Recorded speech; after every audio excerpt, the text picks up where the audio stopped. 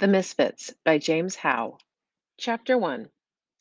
So here I am, not a half hour old as a tie salesman and trying to look like I know what I'm doing, which have got to be two of the biggest jokes of all time. But who should walk into Oxworth and Ames department store but Skeezy Tukis?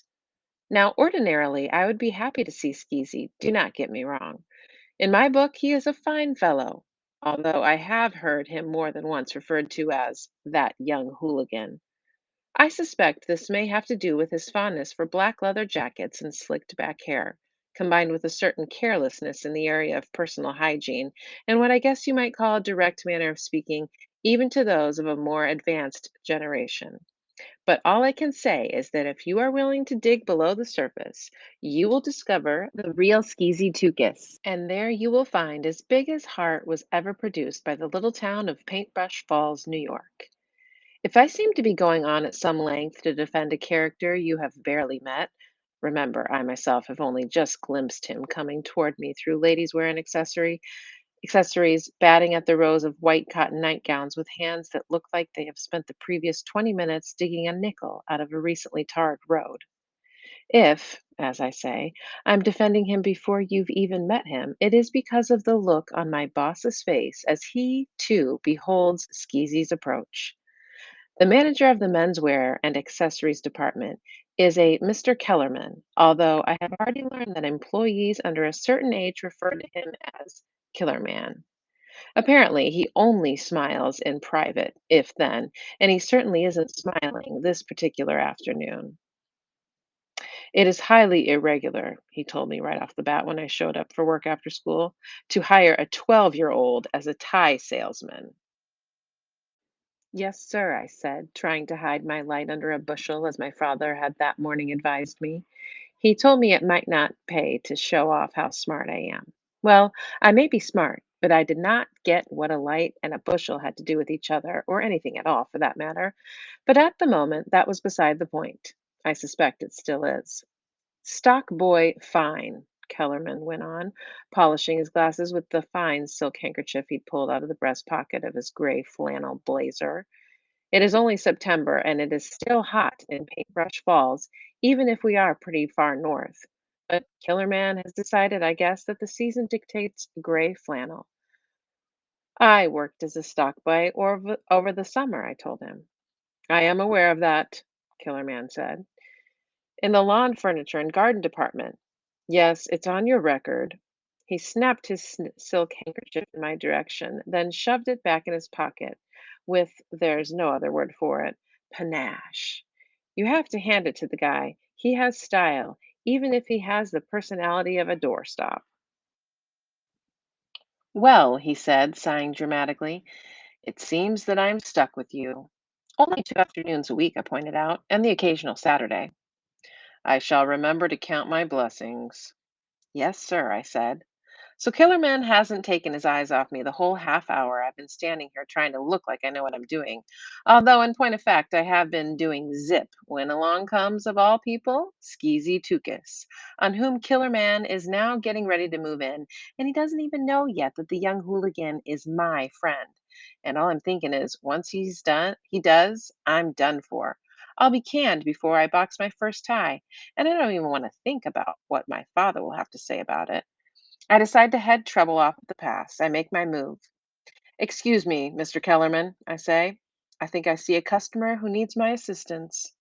If you are referring to that young hooligan, Killerman says, you could chip ice off the words. Security will take care of him. Don't waste your time. Oh, it's not a waste of my time, Mr. Kellerman, I say. Then, remembering something I read in the 6 stapled pages Oxworth and Ames gives its new employees, I add, a customer waiting for assistance is a friend waiting to be made. Killer Man grimaces, but there's not a whole lot he can say to that. I smile a little smugly. I suspect some of my light is leaking out from under its bushel. What are you doing here? I hiss at Skeezy. I do not mean to be hostile, but with Killer Man hanging out behind me like a vulture in the wind, I've got to act fast. The question is, what are you doing here? Skeezy asks back. Geez, look at you, tie and all. He starts to finger my tie, but I don't let him. It's not mine, I tell him. If I get it dirty, I have to pay for it out of my salary. What kind of stinking rule is that? Skeezy retorts.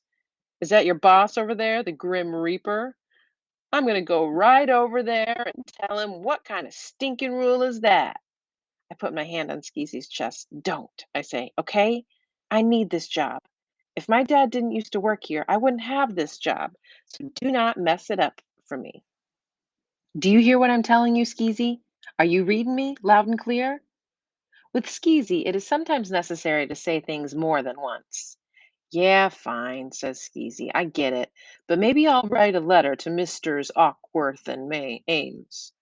You do that, I say. I'll bet Misters Awkworth and Ames are dead, he goes, picking at his teeth with a grouty thumbnail. I mean, the store is like 1,000 years old, man. Who shops in here anyway? I do not have an answer for this.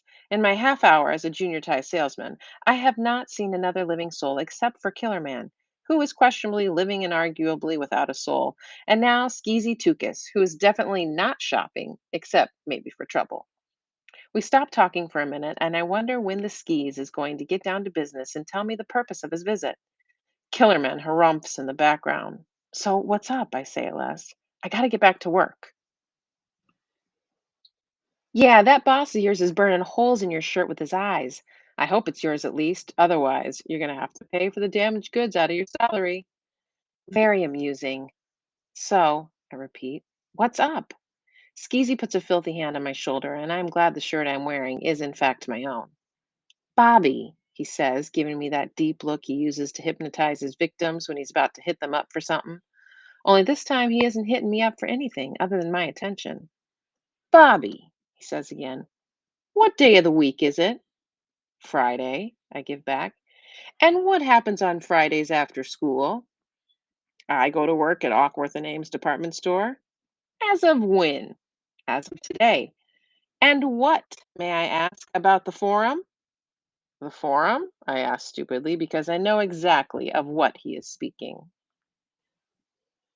Skeezy squeezes his eyes tight and nods his head back and forth like he's in pain or something. Only I know it isn't pain because I know this look of his and what it is he's telling you how disappointed he is in you, like he done something terrible, some terrible thing that has just put a dent in the perfect silver goblet that is his life.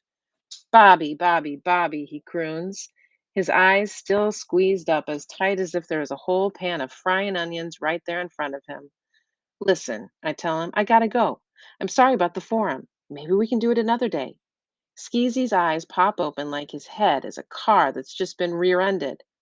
Another day? Did I hear you right? What about tradition, my man? I got two people sitting down the street at the Candy Kitchen, sitting in our booth.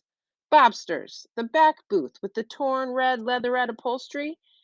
They have sent me as their emissary because we cannot begin the forum until all are present and accounted for. And you are telling me another day? Mr. Goodspeed, I hear behind me. It is the voice of the executioner. Really, I gotta go, I tell Skeezy. Skeezy removes his hand from my shoulder and brushes it off on his jeans like he's just picked up some germs or something from my clean shirt and says, you can't let us down, man. And I say, I don't get out of work until 5. Tell Addie and Joe I'm sorry. Maybe I can get my days switched here and next Friday. Skeezy walks away, shaking his head. Killer Man harumphs again and says behind my back, perhaps next Friday you will no longer be working here at all, Mr. Goodspeed. And I think, how come life always has to be so complicated? Will it get any easier when I'm an adult? And then my dad's life comes to mind, and I think, no way. A few minutes later, I'm watching Killer Man from out of the corner of my eye, and he's standing there tapping his foot and checking his watch, waiting. I figure for a customer to show up or another day to end, and I'm guessing his life isn't complicated at all. But I'm guessing that it isn't happy. What Killer Man's life mostly comes down to, I figure, is waiting. All of a sudden, my mixed up pre adolescent life seems pretty good. Even working as a tie salesman at Awkworth and Ames department store seems pretty good because I'm only 12 and I'm just passing through. Mr. Kellerman is stuck here for the rest of his life, and his silk color coordinated ties and pocket handkerchiefs waiting every day for a voice to announce, shoppers, the store will be closing in 15 minutes. And when the store does close, Where does he go? My mind draws a blank.